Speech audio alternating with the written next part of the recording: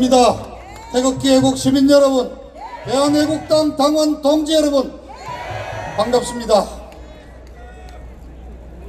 태극기를 들고 나오신 지 3년째 되었습니다. 눈에 딱 보이는 성과도 없고 아마 답답해 하실 것도 같습니다. 그러나 그렇지 않습니다. 여러분, 자랑스럽게 여기십시오. 서청대 독방에서 홀로 투쟁하시는 박 대통령의 그 투쟁에 동참해서 우리가 지금 여러분 역사를 다시 쓰고 있습니다. 역사의 진실을 밝히고 있습니다. 오늘 제가 그 말씀 드리고자 합니다. 여러분, 최근에 여러분 기억에 남는 대한민국을 뒤흔들었던 몇몇 정치적 사건들, 예를 들어서 2002년 대통령 선거 앞두고 대한민국을 반미 물결로 뒤덮었던 미선이 효선이 사건, 그 결과 이회창 총재는 낙선하고 노무현 좌빨정부 들어섰지요. 2008년 이명박 대통령 취임 첫 해 미국산 쇠고기 수입을 광우병으로 뒤집어 씌워서 벌어진 광우병 촛불 시위, 여러분 미국산 쇠고기 먹고 죽은 사람 단 한 명이라도 있습니까? 2014년 박근혜 대통령 취임 두 번째 대선에 수학여행 가던 학생들이 탄 세월호 침몰, 그걸로 우리 대통령을 얼마나 괴롭히고 인격살인을 했는지 여러분 더 이상 말씀하지 않겠습니다. 바로 이러한 사건들이 이제 드러나고 있지 않습니까? 바로 이 서울역 광장 토론을 통해서 종북 주사파들이 치밀하게 업무하고 계획한 거짓과 선동이었다. 더 나아가서 북괴 김씨 왕조 통일전선부의 대남 공작 내지는 북괴 지령이 개입됐다는 사실이 역력히 드러나고 있지 않습니까, 여러분? 대한민국의 역사를 우리 이 태극기 세력이 태극기 집회를 통해서 하나하나 바로잡아가고 있는 것입니다. 저는 오늘 세 가지를 말씀드리고자 합니다. 첫째, 이틀 전 5월 16일이었습니다. 앞서 우리 홍문정 의원이 말씀하셨지만은 58년 전 그날 5.16 혁명이 없었더라면, 박정희 소장이 나타나지 않았더라면 대한민국이 지금 어떤 수준이 되어 있겠습니까, 여러분?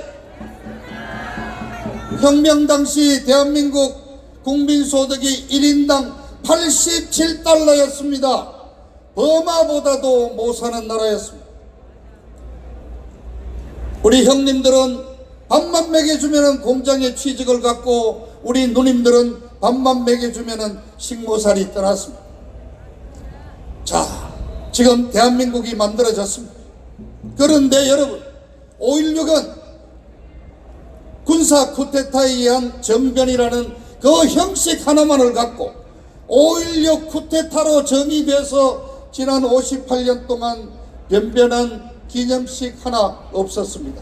그러나 이틀 전에 드디어 우리 태극기 세력이 국립묘지 박정희 대통령 묘소를 참배하고 5.16 그날 새벽에 혁명군 제1지휘소가 설치되었던 물레동 육광구 사령부터 지금은 물레공원이 되었죠. 거기 박정희 대통령 흉상을 찾아가고 상암동 박정희 기념관을 찾아가면서 5.16 혁명을 우리 태극기 민초들이 기념하기 시작했습니다. 박정희 대통령 부활합니다. 5.16 혁명이 재평가받습니다. 이제 우리는 제2의 박정희가 나타나기를 열망하고 있습니다. 두 번째, 17년 3월 10일 대통령을 쫓아낸 그 부당한 탄핵, 그 부당한 탄핵에 맞섰던 우리 태극기 민초들의 투쟁을 재평가하는 그 역사적인 작업을 바로 여러분 대한애국당이 해내고 계십니다. 광화문에 텐트를 쳤습니다. 3월 10일 이 탄핵은 그냥 간단한 사건이 아닌 것입니다. 어떻게 부당한 탄핵이 이루어졌는지 그 진실을 밝히고 공권력이 어떻게 우리 태극기 세력을 탄압했는지 바로 여러분들이 이제 재평가하기 시작했습니다. 정말 애국당 여러분들의 존경에 정말 깊이 감사드립니다. 세 번째, 오늘이 5.18입니다. 5.18은 5.16과 정반대의 길을 걸어왔습니다. 5.18은 민주화 운동으로 성격이 됐습니다. 4,000명에 달하는 유공자들이 어마어마한 금전적인 혜택을 받고 지금 5.18에 관해서는 대한민국의 어느 누구도 건드리지 못하는 성령이 되어 있습니다. 그러나 여러분, 영화를 비롯해서 대중예술이 5.18을 얼마나 미화했습니까? 그런 대중예술 영화를 통해서 만들어진 5.18의 이미지는 이런 겁니다. 5월 18일 아침 그 착한 전남대학생들이 김대중 석방을 외치면서 평화롭게 시위를 하고 있는데 갑자기 중무장한 특수부대 계엄군이 내려와서 그것도 소주 잔뜩 마신 채 광주 전라도는 씨를 말린다는 욕을 하면서 무자비한 진압을 했다. 이게 지금까지 만들어진 5.18의 실상입니다. 여러분 그렇습니까? 아니지 않습니까? 광주, 화순, 나주 17개 시군에 분산 배치됐던 44개의 경찰 무기고가 한날 한시에 불과 4시간 만에 털렸습니다. 아시아 자동차를 쳐들어가서 장갑차 4대를 끌고 나오고 버스와 트럭 수백 배를 끌고 나왔습니다. 그렇게 탈취한 무기로 무장을 해서 광주 교도소를 6번이나 공격했습니다. 우리는 의문을 가졌습니다. 어떻게 선량한 전남대학 대학생들이 그런 일을 할 수 있을 것인가? 이건 분명히 고도로 훈련된 군사 전문가들, 그래서 우리는 고정간첩을 비롯해서 북한의 특수군의 개입을 주장했던 것입니다. 그런데 이제 그게 전부 진실로 밝혀졌습니다.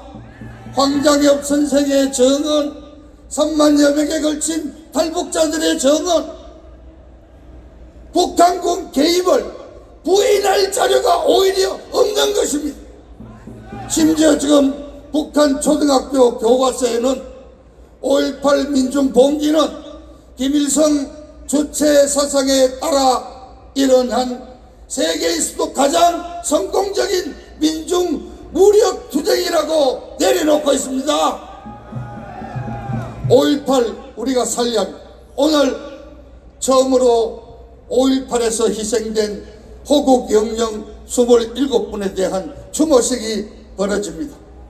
그때 계엄군으로 참전했던 24명의 국군 장병과 질서 유지에 참여했던 경찰관 3명 27분이 국립묘지 28묘역에 묻혀 계십니다.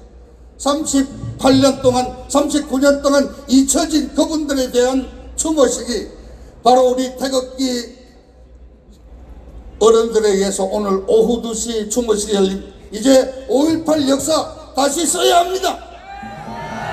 그 27분 3월 10일 애국열차 5분과 똑같이 그 27분들에 대해서도 광주 유공자에 합당한 정도의 국가위로금 보상금과 함께 그분들이 누구의 총에 어떻게 맞아서 순직 전사하셨는지를 밝혀내야 합니다. 그것이 오히려 광주의 명예를 살리고 5.18의 명예를 회복하는 일. 한 말씀만 드리겠습니다. 자, 오늘 10시에 광주에서 5.18 기념식이 열려서 문재인이도 참석했습니다. 그런데 제일 야당이라는 자유한국당의 황교안이, 나경원이가 왜 거기 갔냐면 태극기도 없습니다. 애국가도 부르지 않습니다. 님을 행진곡 부르는 5.18 기념식에 황교안이, 나경원이가 왜 가느냐 말입니다. 당대표 경선 과정에서 황교안이가 한 말을 분명히 기억합니다. 5.18에 관해서 기자들이 물으니까 5.18은 민주화 운동이고 광주는 민주화 운동의 성지라고 했습니다. 만일 그러한 견해를 지금도 가지고 있다면 우리 태극기 세력은 황교안이와 같이 할 수 없는 것입니다.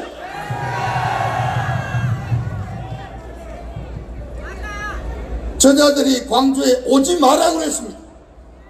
5.18 공청회를 개최했던 이종명 의원을 징계하고 오라 그랬어요. 오지 말라는 곳을 왜 굳이 찾아갑니까? 아마 이 사람 머릿속에는 광주에 가야지 전라도 표 나온다고 생각하는 것 같아요. 여러분, 전라도에서 표 주겠습니까? 아니, 지금 황교안이 나경원이가 벌써 대통령 후보 나온 거예요. 대통령 후에 요새 연습하는 겁니까? 지금은 인기 얻을 때가 아니라 투쟁해야 될 때입니다. 제1야당답게 싸우라 이겁니다. 정신 못 차리고 있는 자유한국당에게 준엄한 경고를 내립니다. 야당이면 야당답게 싸우라. 5.18에 희생되신 27분 호국 영령들에게 심심한 조의를 표하면서 오늘 연설을 마치겠습니다. 감사합니다.